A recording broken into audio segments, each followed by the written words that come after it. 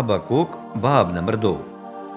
अब मैं पहरा देने के लिए अपनी बुर्जी पर चढ़ जाऊंगा, किले की ऊंची जगह पर खड़ा होकर चारों तरफ देखता रहूंगा, क्योंकि मैं जानना चाहता हूं कि खुदा मुझे क्या कुछ बताएगा, कि वो मेरी शिकायत का क्या जवाब देगा। रब का जवाब। रब ने मुझे जवाब दिया, जो कुछ तूने रोया में देखा है उसे तख्तों पर यूं लिख दे कि हर गुजरने वाला उसे रवानी से पढ़ सके, क्योंकि वो फौरन पूरी नहीं हो जाएगी, बल्कि मुकर्रर वक्त पर आखिरकार जाहिर होगी। वो झूठी साबित नहीं होगी। गो देर भी लगे तो भी सब्र कर, क्योंकि आने वाला पहुंचेगा, वो देर नहीं करेगा। मगरूर आदमी फूला हुआ है और अंदर से सीधे राह पर नहीं चलता, लेकिन रास्तबाज ईमान ही से जीता रहेगा। यकीनन मैं एक बेवफा साथी है।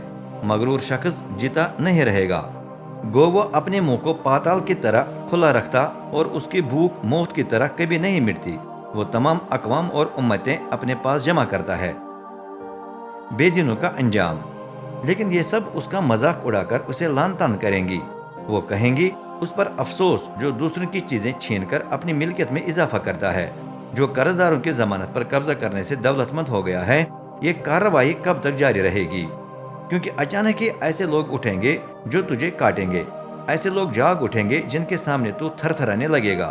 तब तू खुद उनका शिकार बन जाएगा। क्योंकि तूने देगर मुतअद्दिद अक़वाम को लूट लिया है, इसलिए अब बची हुई उम्मतें तुझे ही लूट लेंगी, क्योंकि तुझसे कत्ल व गारत सरजद हुई है। तूने देहात और शहर पर उनके बाशिंदों समेत शदीद जुल्म किया है।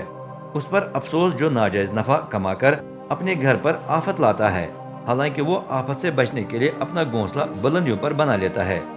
तेरे मंसूबों से मुतअद्दिद कौमें तबाह हुई हैं, लेकिन ये तेरे ही घराने के लिए शर्म का बाइस बन गया है। इस गुनाह से तू अपने आप पर मौत की सजा लाया है। यकीनन दीवारों के पत्थर चीख कर इल्तिजा करेंगे और लकड़ी के शहतीर जवाब में आवाजारी करेंगे। उस पर अफसोस जो शहर को कत्ल गारत के जरिए तामीर करता, जो आबादी को नाइंसाफी की बुनियाद पर कायम करता है। रब्बुल अफ़वाज ने मुकर्रर किया है कि जो कुछ कौम ने बड़ी मेहनत व मशक्कत से हासिल किया, उसे नजर आतश होना है। जो कुछ पाने के लिए उम्मतें थक जाती हैं, वो बेकार ही है। क्योंकि जिस तरह समंदर पानी से भरा हुआ है, उसी तरह दुनिया एक दिन रब के जलाल के इरफान से भर जाएगी। उस पर अफसोस जो अपना प्याला जहरीली शराब से भरकर उसे अपने पड़ोसियों को पिला देता है, ताकि उन्हें नशे में लाकर उनकी बरहनगी से लुत्फ अंदोज हो जाए। लेकिन अब तेरी बारी भी आ गई है। तेरी शान शौकत खत्म हो जाएगी और तेरा मुंह काला हो जाएगा। अब खुद पी ले, नशे में आकर अपने कपड़े उतार ले। गजब का जो प्याला रब के दाहिने हाथ में है, वो तेरे पास भी पहुंचेगा। तब तेरी इतनी रुसवाई हो जाएगी कि तेरी शान का नामो निशान तक नहीं रहेगा। जो जुल्म तूने लुबनान पर किया, वो तुझ पर ही गालिब आएगा। जिन जानवरों को तूने वहां तबाह किया, उनकी दहशत तुझ ही पर तारी हो जाएगी, क्योंकि तुझसे कत्ल गारत सरजद हुई है। तूने देहात और शहरों पर उनके बाशिंदों समेत शदीद जुल्म किया है। बुत का क्या फायदा? आखिर किसी माहिर कारीगर ने उसे तराशा या ढाल लिया है, और वो झूठ ही झूठ की हिदायत देता है। कारीगर अपने हाथों के बुत पर भरोसा रखता है, हालांकि वो बोल भी नहीं सकता। उस पर अफसोस जो लकड़ी से कहता है, जाग उठ, और खामोश पत्थर से खड़ा हो जा।